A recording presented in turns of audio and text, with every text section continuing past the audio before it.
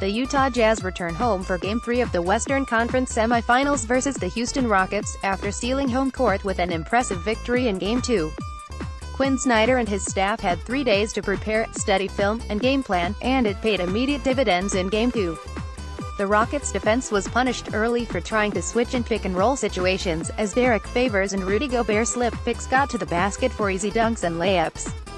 Utah caught Houston off guard by pushing the pace, doing damage in transition and catching the Rockets on their heels. Utah's defensive game plan stifled James Harden and Chris Paul, as Royce O'Neal, Dante Exum, Jay Crowder, and Alec Burks all played key roles in the win. Houston's role players were severely limited, and the usually hyper-efficient James Harden struggled to score against Exum's hounding perimeter defense. Both teams had key players in foul trouble for significant portions of the game. Harden, Paul, Mitchell, and Exum all ended the game with 5 fouls. 45 fouls were called in this game. That helped throw off the rhythm of Houston's high-powered offense. Joe Ingles scored a career-high 27 points on 10-13 from the field, 7-9 from 3, and Donovan Mitchell set a franchise rookie record for assists in a playoff game with 11, a career high, beating John Stockton's previous record of 10. Exum played the game of his life, defending Harden on 22 possessions and surrendering just 2 points to the MVP. 2 points. Burks and Crowder were hitting shots, and Favors and Gobert played efficient games, with tough interior defense.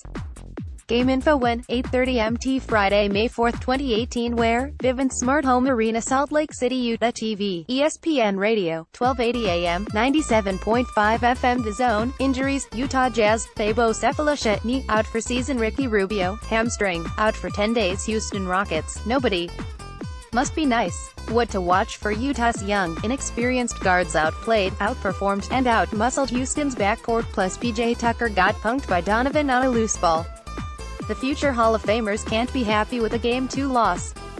Expect them to come out angry, determined, and looking for every opportunity to bait a ref into blowing the whistle. They'll try to win this game by shooting 40 free throws. Utah will need to stay composed through Harden and Paul's ref shenanigans, and stay focused on playing fundamentally sound defense.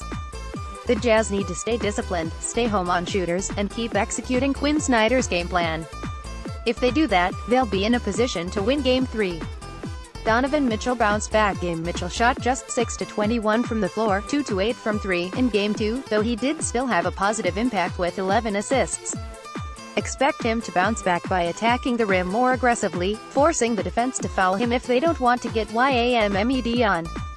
Expect a much more efficient game shooting the basketball from Mitchell in Game 3.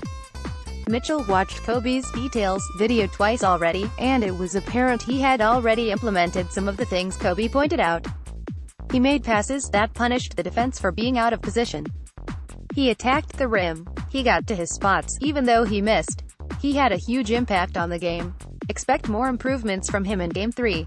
Most likely Utah Jazz killer free throws. Harden and CP3 are crafty, sneaky players who know how to fool the refs into calling absurd, cheap fouls. Expect them to combine for 25 free throws in the game. If the refs are falling for their nonsense, that could spell doom for Utah's chances. Keys to a Game 3 win. Key. When Ingles shoots the ball 10 times this season, Utah is 25-7, 4-2 in the postseason. Ingles needs to get involved in the offense, take his open looks, and have an impact. He's the hidden key to Utah's offensive success. If Ingles shoots at least 10 shots, expect a Jazz win. Key. Exum was fantastic in Game 2. He'll need to maintain that level of intensity on defense, and attack like he did in Game 2. He showed more emotion in Game 2 than we've ever seen. That kind of expressiveness and aggression is a great sign. Exum plays better when he's in attack mode on offense and in id-gap mode on defense. If Exum plays well, Utah will win. Key. Utah's bigs slipped the pick in Game 2, and Houston paid for it by giving up dunks and layups. If Houston counters by changing up their defense by, say, having a perimeter defender stunt towards the paint to bump them or challenge the pass shot, then Utah's ball handlers need to react to that. Either a pass to the corner, where the defender just left, splitting the pick then kicking out, or making the pass earlier so the big can kick out to the shooter.